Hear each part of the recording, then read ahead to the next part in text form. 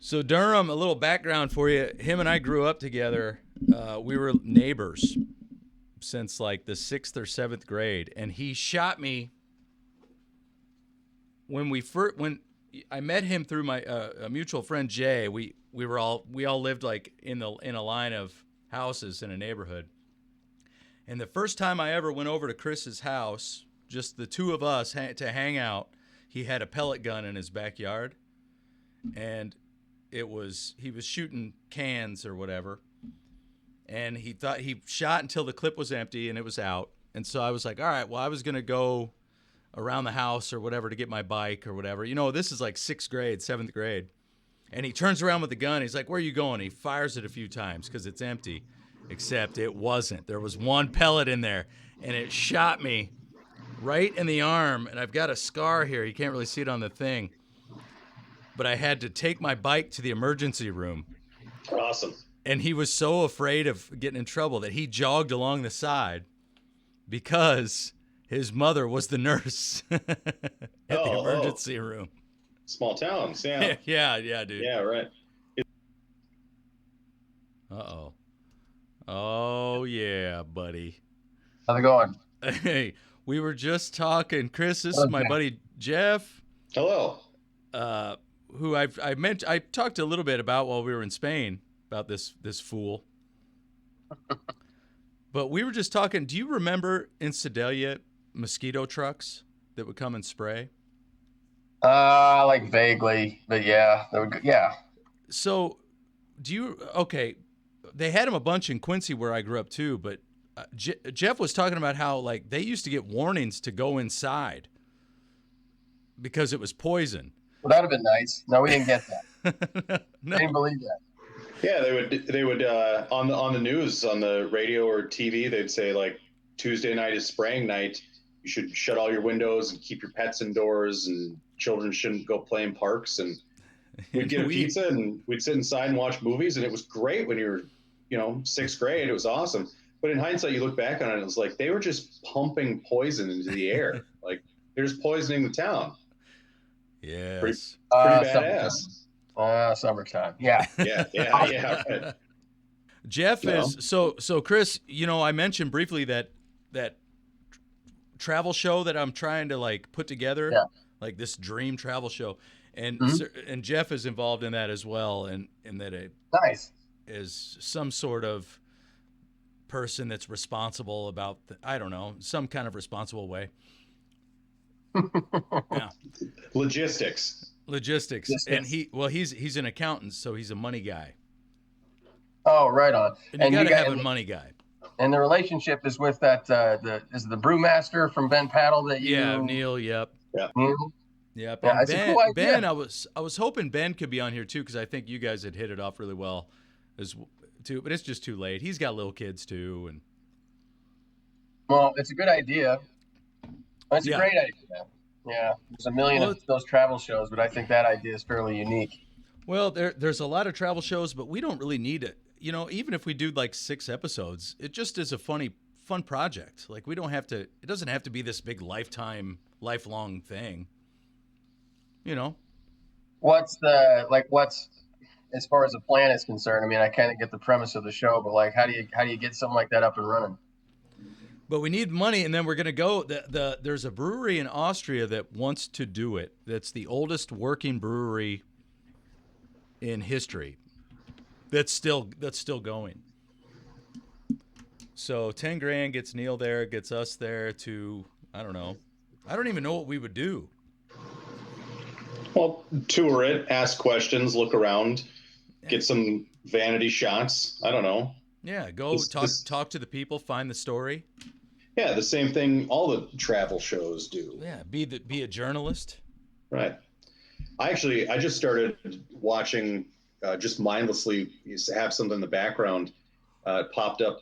I think it was on Hulu. Was that Bizarre Foods with Andrew Zimmern, the bald dude? Oh, yeah. It stopped, several years ago, but I probably caught a few episodes of it. And I was like, well, fuck it. I'll just start, season 1, episode 1. And I think it went back to like 2004. I was like, holy shit, it was on that long. Oh, I didn't know that. it ended up just being background noise. And so it was just like next episode, continued on. And I can't believe that went on for, I think it was like 12 or 14 seasons, something. It's the same thing every time. He goes to a place and then it's like, oh, we eat bugs. And he's like, oh, bugs, I'll do that. And then, he eats the bugs. And I what killed me about it, because I worked in restaurants, I was a chef for a long time. He has the same comments about every single thing. He says, it kind of has that nutty flavor to it. He says nutty all the time. Earthy, savory, kind of nutty flavors. And I'm just like, dude, they're bugs. It's so boring. Yeah. It's always, I eat bugs, I eat worms, I eat brains, I eat this. And then it goes to a new country. It kind of has that gross bug taste to it. Yeah. It sort of tastes like pussy, stinky, is like, yum, fun. What was cool about it, and what I think kind of relates to the brewery concept, is going to different places and seeing how culture shifts around a similar revolving idea. And if I could look at that food show, that was kind of the cool part, is when he would go do the things beyond the food, where he would look at art and medicines and music and things like that. But every time he sat down and ate something, it was boring. That was the worst part of the show.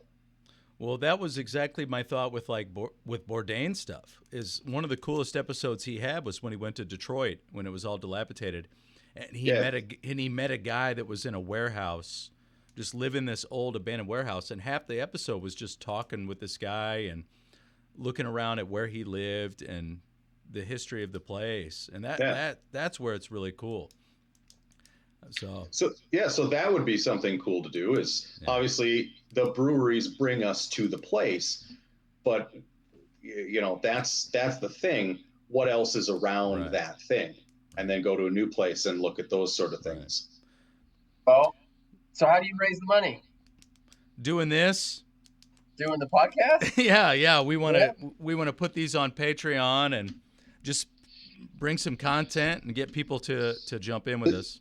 So, Chris, now that you know the layout for it, and we've got you here, I've got a very important question for you. How much do you want to get in on this? Let's start talking dollars. See you later. Yeah. Well, see, and why it's great with Chris. Chris and I just recently traveled to Spain, and we did the travel thing. We know.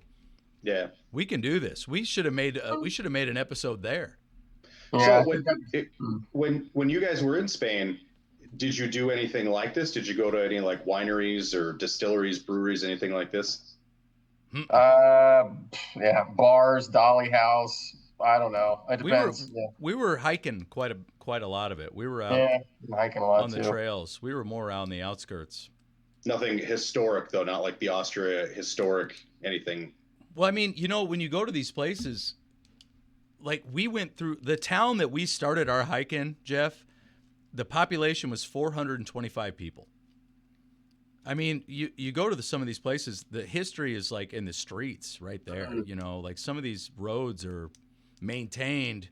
Mm-hmm. They're maintained. They're not like ruins, but they're essentially the same road that's been traveled for thousand years. Yeah. I mean, literally the trail we were on too. Yeah, the trail we were on, is 1,000 years old. I mean, it's crazy. Well, the whole thing, but I don't know. I guess, but that's what you do, right? If you pick Austria, you just pick it around that, whatever the destination. You find places to go while you're there, and then you talk about that Bourdain thing. But I mean, Bourdain's good, like especially between that guy and the Andrew guy. The Andrew guy, I think it's was just a weirdo, and he really wasn't that much fun to watch a lot. He had the same shit over and over again, rinse and repeat. Yeah. But Bourdain had a poetic sort of narrative behind every place that he went to. So he sort of had that to follow. He had a great narrator. So he could have went and visited a cardboard box, but it would have been way more cool to listen to him talk about it than the Andrew guy. So I don't know if that's like part of your deal too. You've got someone who's That's what I want to bring to it is kind of the voice and the narration and the how much does Morgan Freeman cost, Adam? That kind of thing. Not the literal voice. We're not to Morgan Freeman yet, but we'll get there. We can use AI for that. Yeah, right. Don't worry. But one of the things that struck me on the going back to Bourdain too, like to your point, Chris, is there was one where he went to the South Pole, or was it the North Pole? Whatever. It was the South Pole when he found, he walked like to get to the actual pole is kind of a hike. There's no roads, and he got all the way there, and he puts his hand on the thing, and he's just like, all right, whatever, and turns around and leaves. It's just like, and he had so much to say in doing that rather than this big poetic. Yeah, that's probably the sexiest way to actually talk about it. To talk it's about like, okay, we're here. There's nothing here. Let's go back to where there are things. Yep. Yeah. We were out there. He might be out there. I got a similar vibe from that French mime. One of those like wandering poets. I don't know if we had a poet on our hands, Herman. We got Durham about got beat up by a French guy, Jeff. You were right on the skirts of France, right? Yeah. That was in what town was that in? Figueres. Yeah. It was probably an hour from the French border, maybe if you drive, 100 kilometers.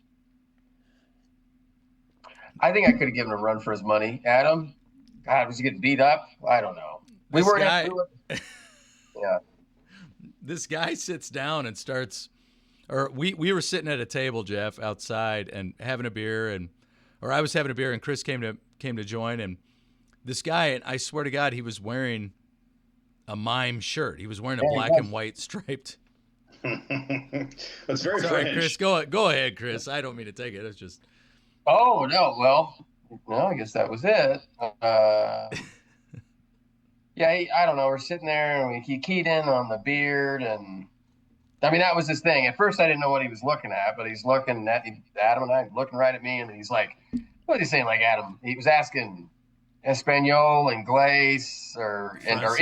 He was trying to figure out if I was Spanish or English or whatever, and then I think I said California or something too, just like out of nowhere. But then he started. Maybe I didn't say that at first because then he was like Liverpool or Manchester. He kept trying to place where Chris was from. Yeah, and then I said no, and then he started blaming. He said something about Vikings, and he started doing this thing, and Redbeard. Yeah, but it's like, what the fuck are we talking about, man? I'm just trying to. It kind of went on. It's just like going on and on, and then he's talking about Normandy. He brings up. The guy was really upset about Normandy, and he was very like. That was 1,000 years ago. Yeah, that was 1,000 years ago. This guy was truly upset, but also probably on drugs. I mean, he wasn't drunk; he was crazy. Well, to go back, he kept bringing up Normandy, and Chris and I originally were like, World War II. Like, what are you talking about, dude? Normandy was awful, man. We lost a lot of good men. A lot of good boys out there, man. Yeah, it was terrible. Feel bad about it too, Felipe. That feels really bad. Like we were on the same side in Normandy, dude. Like, the French, the French might have been sitting down a little bit more, but we were there. Yeah. And then and he kept bringing it up in the Vikings, and like he was getting really like invasive. And here's what made me the angriest is that he was smoking a cigarette, but not in a cool way of like how cowboys did, like Doc Holliday does, and between the ring finger and the pinky, and not how like normal bikers and cool people do between the pointer and the middle finger, but in the middle, like the Spock. And that should piss you off, Jeff, as a Star Trek guy. He had a cigarette in the Spock fingers, and he was smoking them like that. Like at the top or like down? No, like in the middle, and he was smoking in the middle of his hand, and he had it like covered up, and it just bothered me so much. Like no human smokes cigarettes that way. It's crazy, dude. It's weird. He was so close that he was like leaning over. I don't know, there's like a chair between me and Felipe, and I think I had that shit in it, and he was like leaning his Spock, whatever his thing over. Wait, was that really his name, or are you just saying that? Did he give his name was Felipe? Yeah, that's right. He really did have that name. Yeah, he introduced himself. We shook his hand, and then he pulled away and flipped me off as he was like walking away. Yeah, he was like the story. Felipe Well, but was, yeah, he was getting in your face though. Like but with a mime shirt, dude. And God, you know how much I hate mimes, dude. Oh yeah. Oh yeah. God, Jeff knows how much I hate mimes, dude. Oh yeah. I've hated mimes. I'll go on record. I bet this is not a joke. I bet I've hated mimes. I bet I've hated mimes for longer than a decade, dude. Uh-huh. I bet I've hated mimes for 10 plus years. Where do you think that stems from exactly? Well, it's just like, think about this. All right, mimes, they don't do anything real. All right, now follow me here, right? They don't do anything real. It's make-believe. They're in a box. They've got a rope, but it's not a rope. And it speaks to how he was smoking a cigarette the wrong way. When he was trying to do something for real in real life, he wasn't doing it right. Does that make sense? No, I don't know. Felipe was a fuckhead. It doesn't matter. Just mime or not. Yeah, there you go. Yeah, right. No. Mime or not. You can put a mime shirt on. He could have had a Kansas City Chiefs shirt on. He was still a fuckhead. And well, I do know a lot of people that wear both that are fuckheads for sure. That's true. That's true. But I'm glad that we met him. It made the night a lot more fun. We had some good conversations. We were done. When we went back to the hotel for a couple bourbons. Yeah. But going back, we didn't realize the Normandy thing until the next day. The next morning. It was the next day. The next morning, you were like, 1060 A.D., the Vikings invaded Normandy. I was like, oh, now I understand when he was talking about it. Oh, that makes so much sense what this idiot was talking about. And even crazier. That's a weird deep dive to go on. Talk about hanging on to the past. My God. Yeah, dude. I could maybe understand it if it was like my grandfather was in World War II and he fought your grandfather and like, right. But like who hangs on to 1060 AD? It's crazy. That's crazy. Yeah, man. It's so, and at the same time, like, why can't I be a victim, Felipe? Yeah, right. So fuck you, Felipe. Like, I'm trying to enjoy my beer now, you know? So that's Felipe. He's in the box. He's in the box. He's not thinking outside. He was just so French, dude. He was just so French. He's in the box. God, it bothered me so much. Yeah. He was in the box. No, he was just so French. But anyways, and weirdly enough, Jeff, after that encounter, everywhere we went, every town since then, along the path, a lot of French people wore black and white mime shirts. They really did. They really liked that pattern. We saw them everywhere. That seems like a trope, like something you see in movies. That's what we said. Did they have the little handkerchief, tied scarf handkerchief? No, it was mostly like old ladies. Did you see anybody wearing a beret? We didn't see any berets. No berets. Maybe they've gone beyond that, but yeah. So Felipe, Felipe was a thing. Felipe, dude, we were worried he was following us the whole time. But when he said something like "see you mañana" or something. Yeah, he was like, "See you tomorrow." Yeah, dude, he don't throw this away, Chris. He was threatening you. You're trying to downplay it because that's how you are. You're very cool. You're laid back. You're Mr. Chill. But here's the deal, dude. He wanted to fucking kill you. I wanted to kill him back. No, he still might, dude. He still might. He's probably in my garage right now. He might be looking for you. Dude, if this goes public, he might get this podcast. He might hunt you down. He'll know. I don't know. Well, maybe he lives in one of those street dumpsters, Adam, and doesn't have access to them. Adam thought that all the homeless people lived in government-supplied plastic street dumpsters. Dude, so that's probably where Felipe crawled out. I swear to God, Jeff, I got off the flight from Barcelona. I'm sleep deprived. I got rerouted to like Heathrow. I was in London. Like it was longer. I was 24, 26 hours no sleep. I get out of the airport. I'm walking to the hotel to meet Chris, and I see a dumpster, and I see like this homeless guy like hit the thing, open a dumpster, and like get in there and like looking around. I'm thinking, okay, this is crazy. I get closer to the hotel. I see this group of dumpsters, and then all of a sudden, one of them, a door pops open from the top, and just a guy just hops out of it. Like Oscar the Grouch with legs. He just jumps out and he walks over to the window and he starts stretching like he just woke up. And I'm thinking, man, I think these are like homeless guy pods. Like the city must put these out for people. And I read a thing on that says like residuous. So I'm thinking, oh, it's residential. I'm so dumb. They said they say trash there. Yeah, it's just trash. It's just garbage. These guys were just sleeping and living in dumpsters. Wow. I'm just totally off my rocker, dude. Wow. Well, that's a life experience to see. I mean, yeah, can't say we come across that a lot in Duluth. Not in the same level, dude. Not in the same level, no. Definitely. I was going to tell you a story. I've been to California a handful of times for work trips, and we have to drive into. We stay in Dublin. Yeah. Yep. And that's the last stop for the BART. And the BART.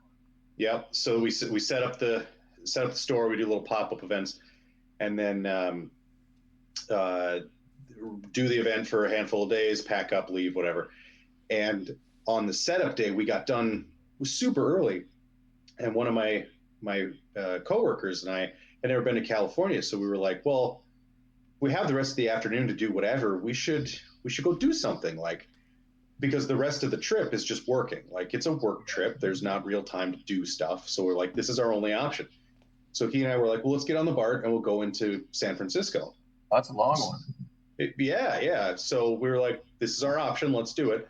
Yeah. So we get in mid-afternoon, and we fucked up because we'd never been there before. So we got off at where we thought would be closest to getting to the Golden Gate Bridge, and did not know where we were. So we pop out of the tunnel, out of the train, and we're like, okay, San Francisco. Wow, cool. Look at this. Google says start walking that way. And our plan was to walk to the Golden Gate Bridge. Well, we fucked up, and we got off. Apparently now I learned is in the Tenderloin district. Nice. So we walked all the way through the Tenderloin district. Yeah.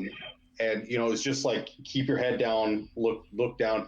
Nothing happened. It was the middle of the afternoon. Like, I wasn't super worried, but I had to step over more human shit than I've ever seen in my life. I mean, people just banging needles in their arms in broad daylight. Oh yeah. It was. I'm not a wuss. I've seen things, but that to me was like what you think it is in the movies, like what someone says, and you're like, that can't possibly be real. It was real. Oh, yeah. It was real. That was a dose of reality. And the coworker I was with is much younger than I am, in his early 20s. So he's just like bright-eyed looking around. It's like, should we go over there? And I'm like, we need to walk faster, man. Like, we need to get going. We need to heel toe this and get out of here. But nobody bothered us. Nobody said anything. No one tried to ask for money or touch us or do anything. They were in their own world doing their own thing. Yeah. But every once in a while you'd look over and I would catch eyes with somebody, and it was just like, I am sorry that this is happening to you. This is tough. It was a real dose of reality. It was pretty fucked up. Tenderloin District's no joke, man. No, it's not. I tell you, for the first time, I go to LA a lot, but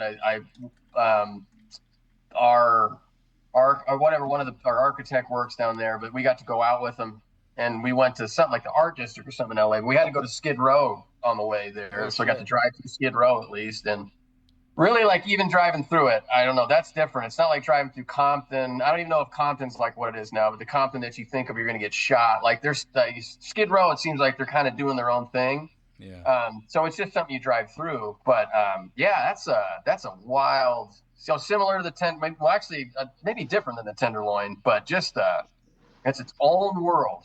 Yeah. Rough, and it's terrible. Yeah. And it's pretty unique to hear, perhaps. Yeah. I don't know, but what was crazy is like, after we got out of it, then I don't know what other district or whatever was after that, but after we walked past it, it was like you crossed one street and you were in a totally different place. Yeah. And then it was like, oh, I mean, it was like in The Wizard of Oz when she opens the door and it like turns to color. It was like that where we walked across the street and we're like, oh, I feel like I'm in a different town. And and there were people walking around in suits and shopping bags and having a grand old time. We Yeah. ended up walking to the wrong bridge. We walked to the short bridge. Which one's the short bridge? Or the South Bridge or whatever. I don't know. The one closer to Alcatraz. Yeah, I can't remember. There's like the Bay Bridge or something, and maybe it's the Bay Bridge. I don't know. There's another. Yeah, I mean, there's another. But I know. Yeah, I got you. So you didn't make the Golden Gate Bridge? All that didn't make it. After all that, we walked up. We got there and we looked up at it, and I was like, "This is it. Like this is the thing." And my buddy goes, "No, I think it's that one." And I looked over in the distance, and I was like, "Oh, we walked to the wrong bridge." Yeah. We were just following Google Maps, like big bridge. It was like, follow big bridge, go there.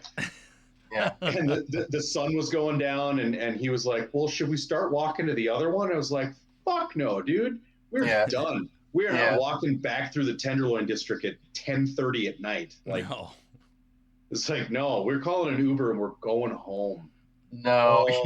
Okay. Yeah.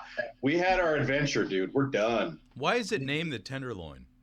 I don't remember why it's called. Do you know, Jeff? I don't know. I've never researched that. No, I have no idea. I didn't care to research it. Well, I'll look it up. Hold on. I was going to ask, did you get, and I don't know if a train runs that late, but like getting on the BART at that time of night, did you Uber all the way back to Dublin? No. We thought about it, but it would have been like $150.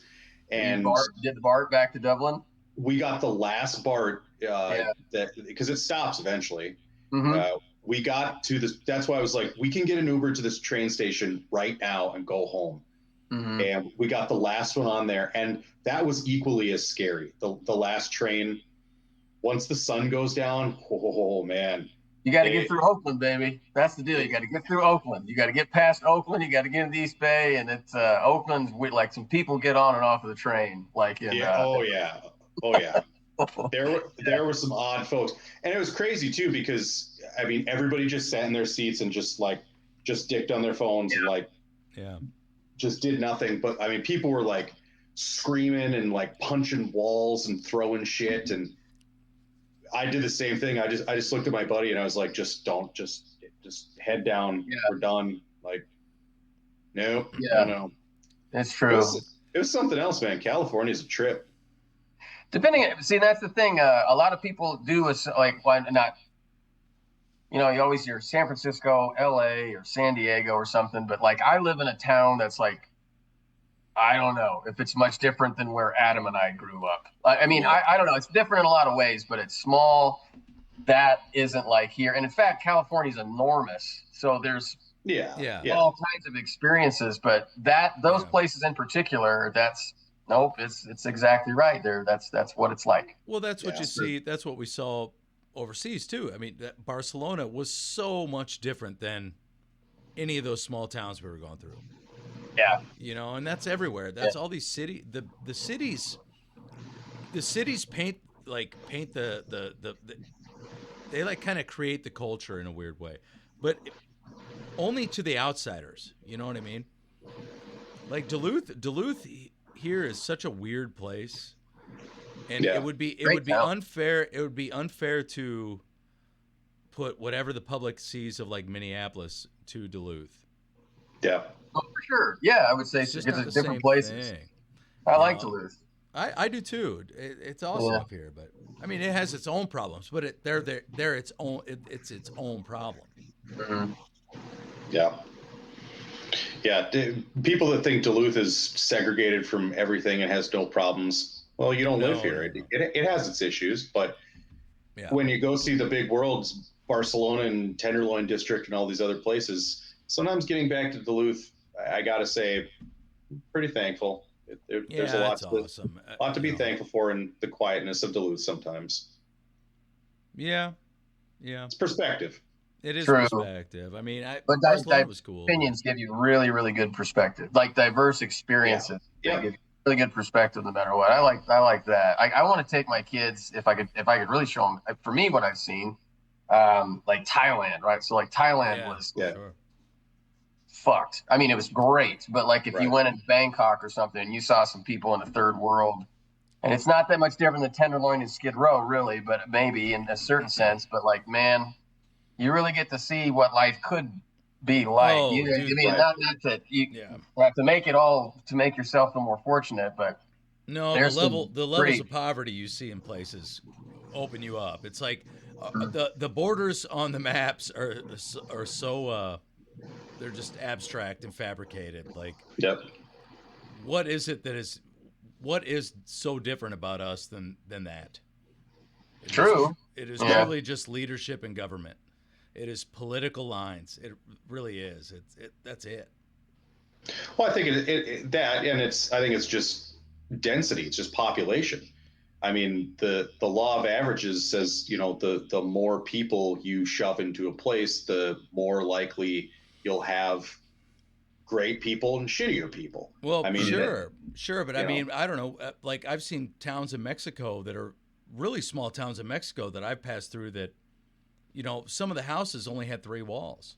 I mean, they're dumping buckets of piss into the streets so it's too wet for dust to fly into their house. Like, that's pretty smart. It is smart, totally, but it's just crazy to see it, and you're like, okay, this is. And here I've just been flushing my piss down the toilet every day. What's that all about? Hold on. Come over here, boys. You can say hello. How about this? My kids want to say goodnight. All right, we'll pause here. I'll be up in a little while. Yeah, tell them not to worry about it. Go to bed. Daddy's drinking in the garage. I need another Rainier. Hold on. A Ranier. A Ranier? Don't church it up for us. It's fancy. Jeff, after every hike out there, it was we did these ridiculous hikes that I think that we kind of lucked out that they worked. We didn't really know. And I won't keep you much longer, buddy. I know it's getting late, man. You got to work, right? But the ongoing joke was that we needed to go and get ham after the hikes for the electrolytes. Okay. And sure enough, it worked. And you got ham? Yeah, we go get ham on. Everywhere you go, you get a little plate of ham. So when I first got there, Chris, we got to this bar, and I needed a beer badly because it had been a long flight. And we go, and he goes to the bartender, and he just goes, ham on immediately. And they just bring out a ham, just a plate of ham. Everywhere you go, it's just plates of ham. Maybe you have bread. Maybe you have bread with ham. Ham on bread. Sometimes there's bread with the ham. Yeah. Okay. Mostly just ham. Dude, a ham sandwich is literally that. Bread and ham. It's ham on. Yeah, I had one of my buddies here had went, and he made that joke about he'd been for like a week, and he just said, I think after a week he just had hamon, or what was Iberico or something. It's just like aged ham also, but and he goes, it was really good. You get like this little glass of beer, like hamon. He told this whole thing, and then he goes, but by the end of it, I finally found like a Kentucky Fried Chicken. Like, all I wanted was just like fried chicken and a Coke. But it was true. And when we went to the menu, of course, I don't know, we could kind of maneuver our way through what most was on the menu. But as soon as I saw hamon, I was like, oh, hell, here we go. We had hamon so many times, like we were ready for fried chicken too by the time we were done. I think just like we can't eat ham. Herman was worried about his salt intake from like the first day. And then we just ate. I'm still blown up. Yeah. Are you still puffy? I'm still puffy. Dude, I haven't shaved since Spain, Durham. Let it go, man. No, man. Yep. Durham has convinced me to try and grow a beard, but he says it takes 3 months to look like an asshole. Yeah, you're just going to look awful for like months. You gotta hang in there, buddy. I mean, I don't know. Some men can grow a beard after like a day. I am not one of those people. No, neither am I, apparently. No, I'm Jeff not. is. Well, for you, Jeff. I've had. got the gift. Yeah, congratulations, buddy. I don't know. I hate shaving my face, so I'm fine with whatever it's going to look like, asshole or no. Well, I'll tell you what, Jeff. I actually think the people with the worst facial hair probably came from Sedalia. Honestly, Adam, you think about it. I said this recently to some And coworkers. if we go back to the original comment, it was probably because they were spraying all that fucking mosquito stuff all the time. There it is. Yeah, yeah. It stunted our growth, is what it was. This is the control right here. This is exactly it, right? It Didn't is put true. it together until just now. It's just breathing it in. Just thought It was is great. true, dude. It is true. Yeah. Jay, Wade, like all Terrible. the other guys that I wanted to get on this chat, Jeff, that I was telling you about, they all have the same shitty facial hair. Mm-hmm. Yeah, this is what happens when you stay inside when they poison the streets. Yeah. And we also have trouble reading. Yeah, no. Yeah, right. We have trouble driving. We have and you trouble. hate mimes? We have trouble holding down jobs. Yes, we hate mimes. We have ADHD. There's a lot of things going on there. Wow. So because of the mosquito fog. Might have been the mosquito spray. Yeah, the fog. Yeah. The thing about that though, to this day, I'm awful with mosquito bites. If I get a mosquito bite, just like one, it's like golf ball sized. It's painful and it hurts. I don't think I built the immunity. I mean, I shouldn't say that because even Grand Forks was terrible for. Yeah, you for might have mosquitoes. malaria. I mean, I might. That might be malaria. I had plenty of mosquito bites when I was a kid, but when I get them nowadays, they're big and like golf ball size and like hard, and they'll last for a couple days. Yeah, that's weird, man. Yeah, isn't that weird? I don't have any of that problem. I got that fog in me. Yeah, yeah, it's in your blood. Yeah, when they bite you, the fog comes out of your blood. Yeah, there you go. I can still smell it though. I still can to this day can smell what that smells like. Yeah, it was like. Oh my God, more school. Yeah, but I love it. I know. You'll be a forever student. Yeah, but I love that too. Why not? Honestly, there's nothing wrong with that. No, I love it. I feel so much more like already being back home and like I'm not in class. I'm just working. Like I don't feel like Got inspired or something? Yeah, I don't feel inspired. I don't feel motivated. Like I'm just kind of floating right now. Yeah, I don't like that. I hear you. Sometimes you just gotta float though too. True, and I needed that. And I think the Spain trip was a big, just like decompression thing for me, selfishly. But it also like fueled the fire too. Like I want to go and do these things. You know, I want to go and be in these places and learn. And I'm a big believer in travel, and and not in the sense of like I like to be challenged with travel. I don't want to. I'm not trying to travel to be in sandals. Yeah, to show off. I'm not trying to show off with travel. I'm trying to really question. Like I want those questions. I want the challenge. You know, I want the difficult things to see. How do you feel about cruise ships? I've never been on one. So I work with a gal that I think once or twice a year, she and her husband go on cruises, and they're currently on a cruise right now. I think they're somewhere over by like Greece and Italy, like in that little area, and they cruise around. They go to the Rome. Mediterranean. Yeah, somewhere in the Mediterranean, I think. And then they did a Pacific one or a Jamaican one or something like that. That's Caribbean cool. one. I think that's awesome. But I asked her about it, and I was like, so, you know, what do you do?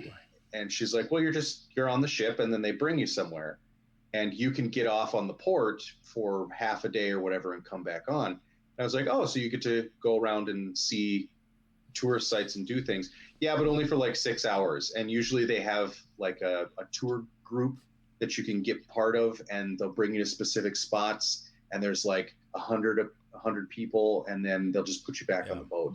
And then you're on the boat for another 5 days. And I was like, oh, so what's on the boat? Well, restaurants and casinos, and they have live shows. And I'm like, so I guess it'd be kind of cool to like go to different places, but that's kind of like sandals. That's kind of like Vegas. it's Vegas on a big boat. And then like when you're on the boat, when you're just in the ocean floating around, you're trapped in a boat. You can go to the same 5 restaurants that are there. You can go in the communal pool where there's old people and kids pissing, and you can go to the casino that has no windows that's in the middle of the boat. Like, I don't know if I'd like that. I'd rather go to Spain and go on hikes. I'd rather go see the mountains. The hike is kind of the move, man. Yeah, I don't want to go be in a tour group for 6 hours with 100 people and then get back on a fucking boat. Yeah. That doesn't sound fun. There's something to that too, and I don't want to be like, I don't want to hate on that, but it's no, just I don't want to hate on. Hey, if that's your vacation, it's your money, it's your life, and but it's Vegas. Right. I just think it's a very unique concept where, like, even if you're on a plane, like, you're going one place to one place, and that might be for 24 hours. You might have a layover, but when you get to the place, then you do whatever the fuck you want. It's not like when you're on the plane, there's novelties and a Tom Jones cover band and bullshit, and like, it's a means to get there. Speaking of planes too, like like a cruise, in my mind, it's always been like an airport, like hanging out in the airport, on the ocean. So I don't know, but I don't know. It might be cool as hell. I don't know. It might be cool as hell. I really don't know. I mean, a Tom Jones cover band, Jeff. Dude. I mean, when you said that for a little bit there, that came up. He did peek up. You want it. You need it. I mean, I need it. I need it. Tom Jones. God damn is right, buddy. The only thing that would make it better is if it was just Tom Jones. Oh yeah, I mean, with a real Tom Jones. Yeah. Oh fuck yeah, I'd go on a cruise. No, you know what I do is I get on Tom Jones's boat and we just go around. He just drives. Just drink whiskey. Yeah. Tom Jones is on the back on a flat boat with a. He's on a follow boat. He's got his own boat that follows the big boat. Hell yeah! Yeah. Yeah. Just a little floater behind it. Yeah. Yeah, it's awesome. There's a cruise they do annually that they do thematic things like they have the Disney cruises and that kind of stuff.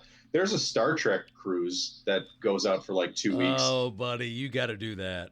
And it has like just a slew of guests, that do different Q&As, and they have productions, and it's all thematic and everything. I've tried. It sells out every single time. Oh, so you do want to go on a cruise? I'd go on the Star Trek cruise. You got dude. It's a cruise for everybody. You just got to get the right cruise. That's a very good point. There's a cruise for everybody. I've only watched like 3 episodes of Star Trek, and I would go on the Star Trek cruise. Oh, totally. It's amazing though. Every time I've tried to do it, they're like, you can go on the wait list, and if you get chosen off the wait list, tickets will be $10,000. It's like, what? Maybe we should get grants. Yeah. As an anthropologist, maybe I could go study. Yeah. You can get a funded Star Trek cruise to go do an anthropological experience on a bunch of $10,000, dude. $10,000 is crazy. Yeah, but that gets you the package and the. You get to have sex with Patrick Stewart. Hell yeah! Yes, yeah. Shh. That's what you get to do. That's why it's always on a wait list. Well, maybe does he have sex with you? I don't know. Like, what, you get to have sex with him, or who's fucking who? I just want to know who is fucking who. How much money is it going to cost for me to be the big spoon? He's in his mid-80s, so obviously you're the bottom. Yeah. Yeah, right. $10,000, Patrick Stewart. He's not taking. No, he's doing the work. Thank you. Damn right he is. Yeah. For $10,000. Make it so. How much does it cost to just get LeVon Burton? Right. To bang me. Or number one. With this eye thing. Oh yeah, Jordy. Yeah. Jordy. Yeah. Can I wear the visor? Oh man. I just want LeVon Burton to bang me with the eyeglasses on. Yeah. How much does it cost? He can't see. He can't see. He's 70 Well, he years can't old. see, but I he's- just how want old to is know. he? I don't 70. know. I'm guessing. I don't know. He's probably in his 70s. They're getting up there. They all are. I don't know. It'd be fun, but that's one hell of a price tag. I don't know. I could do a lot of things with $10,000. You know. It was really good. Yeah, you just got to get there. And once you're there, it wasn't that bad. I mean, Right. the taxi rides were expensive. I know that, but we did that around Barcelona. Not surprise, but I do think they were really, really expensive. Yeah, taxis were nuts, dude. Taxis were super expensive, but then the food I don't think was that bad. We got screwed in Barcelona at like a very touristy place, which we just did. That was part of it. Yeah. That was part of it. We lived and learned there, but for the most part, food is pretty cheap. Beers are cheap. Great people, dude. We met really good nice. people. Awesome hotels, awesome views. I mean, I really loved that. That was an awesome trip, man. It really was. What was the highlight for food besides the ham? Oh God, yeah. Besides the ham, I don't know, man. It's tough to say because we hiked a bunch, so we were also getting shit. Like, I'll tell you what my highlight was actually. It's probably not going to be. What do you think, Chris? Because it wasn't anything decadent or great. The best food we had was when we were hiking through that small little town, and that guy invited us in to see the view, and he was like, "You guys look hungry. You guys look thirsty. Do you want an apple and a banana?" Yeah. And he gave us all this food and water. Yeah, and it was the best tasting banana I've ever had in my life. Well, that's a fun story. It was beautiful, dude. We took this hike from Espolla to Llança, which was a town right in the Mediterranean, and I'm stupid because I planned it out thinking it was about 6 to 7 miles, and it was further than that. It was 12. I think it was about 12 or so miles. We did 12 total, but I think that counts like what we did in the. Well, whatever. Don't make me know. Yeah. My math wasn't that bad. Yeah, go ahead. But no, you're right. It was 12 miles. It was double what we thought it would be. Yeah. So the first day we're thinking, all right, we're going to go 6 to 8 miles. And it started off awesome, dude. We're like walking through beautiful vineyards thinking, okay, this is what we got. Hours later, we're like, God damn it. We're climbing mountains. Like, oh, I don't think we're going to live. I think we're going to die now. So my book, I have this book I bought on the GR11 trail that we're on. And it says you get to this town and there is a food stop. Via Mensile, I think it was. Yeah. Via Mensile, a little town. And the book says there's a grocery store and there's a cafe for you to eat at and everything's great. We get to this cafe, Jeff. It's not a cafe. It's 2 vending machines next to a couch that's outside. Awesome. In a town that is not open because apparently a siesta is a very real thing. And everyone in Spain sleeps all the fucking time. No one works. Nobody works. Nobody works, dude. Nobody gets anything done. But true, yeah. All that we were starving, and we were starving, dude. And we were in really good spirits, but you were pissed. I was so pissed because we get to this thing. It's like a vending machine, dude. I'm like, all right, what am I gonna eat? Doritos to get enough calories to get to the next 4-mile hike? Oh no, jamon flavored chips. It was jamon. It was more ham chips. You couldn't get away from it. Now listen, man, ham. Now we got all of our electrolytes on this trip through jamon. All right. Apparently not enough because I had to go get that special electrolyte powder. That was. I got pretty tired.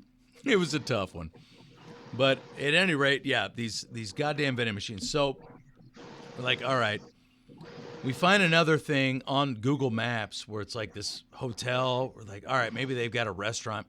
This was a town of like 100 people. It was nothing, dude. So we knock on this. We knock on this door. I still have the card in here, actually. I think, but the guy was like, "Oh, this hotel doesn't exist yet. It's still being built. Okay, thank you. Yeah. But he's like, come. Or was he trying to get us to stay? I thought he was. No, next year. He wanted us to come back next time. Okay. And he was like, do you guys need some water? Do you need some fruit? Do you need some food? All of it. Everything, dude. And he brought us into this, and it was the most beautiful view over the Pyrenees Mountains possible. It was unbelievable. And he was just like, here's all the things you need to survive. Put them in your bag and go. That's great. That's a great story. It was awesome, dude. But he probably saved our life. Yeah, he did. We were starving. And then going back to like, what was your favorite food? That was really good for all the reasons that you said. And I wish I could have found someone that like, I don't know, or like a place that like really did it, like the experience. But I did get burnt out on their tapas. And the problem is I just got really tunneled into just getting the same thing. So it's all my fault. No, so I feel you. Yeah. My favorite meal is, I hate to even say this. It just sounds like, but when we got to Catechism and we finally got a pizza. Oh my God, that pizza was unbelievable. And that pizza was awesome. That crust that they had, but it was nice and filling, and it wasn't the right on the water too. Oh my God, no. The beer at the View helped as well, but yeah, we finally got a meal. And I don't know, actually, maybe in El Puerto Salvo we finally got food. But remember, Catechase was the one that Catechase was so good, dude. Yeah, that I might agree with you there. I think that was my favorite town that whole trip. Like Catechase was. Yeah, me too.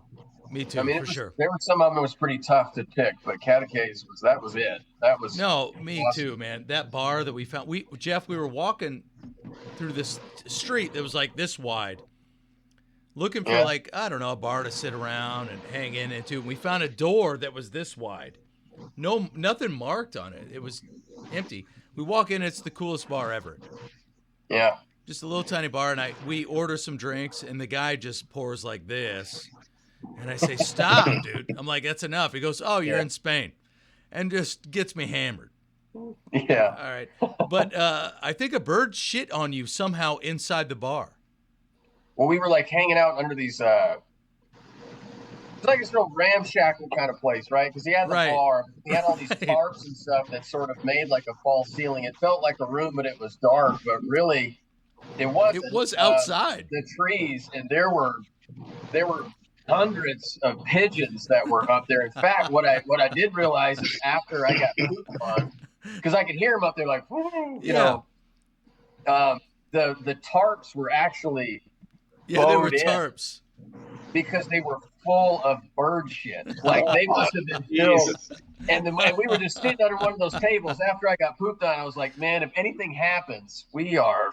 Yeah, we gotta go. Yeah. It's like so we left that place. I like the brown sugar place. Yeah, me too. Yeah, brown sugar is cool. And that was that other. There's just real unique. But I think it's the way all the buildings and stuff. It's all built into the side of a mountain, so all the terrain and stuff is real windy. So you're always kind of like discovering, and you just pop up on like one of these really cool like old building. Yeah, that.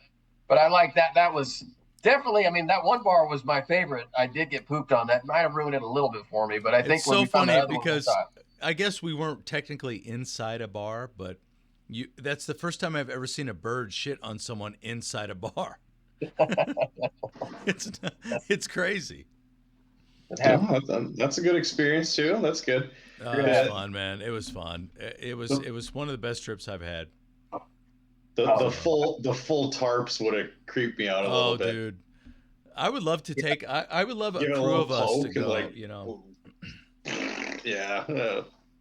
I would love to get just a giant crew of us to just do one of these hikes, you know, but they're hefty. We'd have to train. I mean, that was a athletic endeavor that we did. Yeah, it was definitely different with 30. I mean, my pack was pretty full. I think it was like about 30 pounds. Yeah, it was. Oh, it was a lot. Dude, your pack was more than 30 pounds.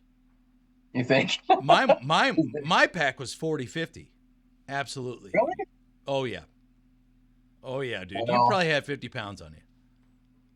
Yeah, calves were sore. I don't know. Dude. I guarantee you had 50 pounds on your back. Well, the next one is Transylvania or Austria. So I don't know.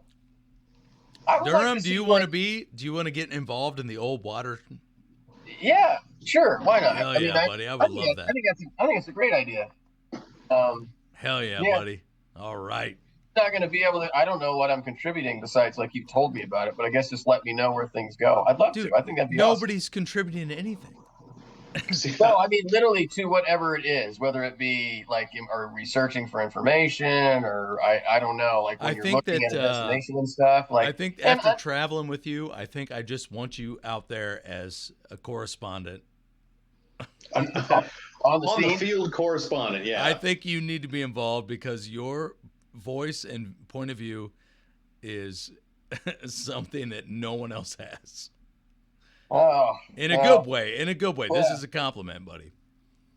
No, well, to that end too. Like I don't know if you guys are, if you're putting money and stuff together, I think that's no, that sounds fun. It sounds like a good idea. If you guys believe in obviously what you're doing, I think that's. Yeah, I think I'm not going to get all philosophical on it or deep on it, but sure, I think that's awesome, Adam. Yeah. Like, I think we could do something, man. Something cool. I don't know.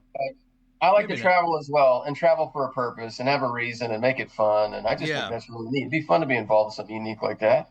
Well, purpose is everything with travel, man. I really think so. I don't know. I don't think I've been to a fair since probably Adam and I went to the fair in Seville. Me neither, dude.